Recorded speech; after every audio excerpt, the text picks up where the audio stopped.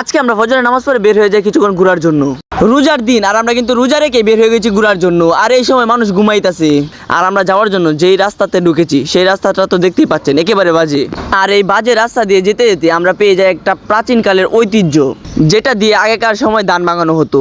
আর এখনকার সময় তো বোমা এবং অন্যান্য জিনিস দিয়ে ধান ভাঙানো হয়, যেগুলো অনেক অনেক উন্নত।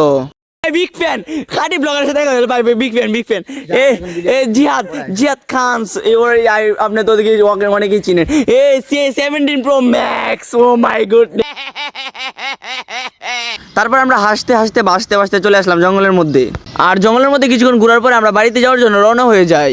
তারপরে আমরা মানুষের বাড়ির ভিতর দিয়ে ঢুকে সাকুর উদ্দেশ্যে আমরা গাঙের পাড়ে চলে আসি। আর এই গাঙের পাড়ে এসে আমাদের কান্না করে দেওয়ার অবস্থা, কারণ আমরা সাকু খুঁজে পাচ্ছি না।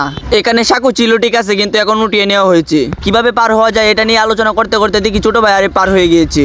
আর এটা দেখে জুনাইদও তার প্যান্ট খুলে পার হওয়ার চেষ্টা করছে।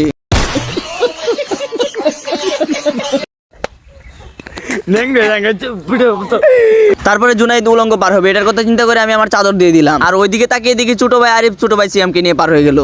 তারপরে জুনাইদ আমাকে পার করার জন্য আমাকে জুনাইদের কাঁধে নিয়ে নিল। আর আমি জুনাইদের কাঁধে উঠে ভিডিও করা শুরু করে দিলাম। আর জিয়াদ ওইদিকে চিল্লাইতেছে আমাকে নিয়ে যা, কারণ ওকে আমরা বলেছিলাম তোকে আমরা নিব না, আমরা চলে যাচ্ছি। তারপরে মানবতার ফেরি হলো, জুনাইদ আবার চলে গেল জিহাদকে আনার জন্য। আসলে আমি যেটা বুঝতে পারছি, আমাদেরকে পার করার সময় জুনাইদের অনেক কষ্ট হচ্ছিল, তো কি আর করার, পার করতে হবেই। তারপর আমরা এক এক করে সকলে পার হয়ে গেলাম। আর এখন আমরা গাং থেকে রাস্তায় উঠে যাচ্ছি। আর এইদিকে রাস্তায় এসে জুনাইদ চাদর করে রাস্তার মধ্যে প্যান্ট পরে নিল।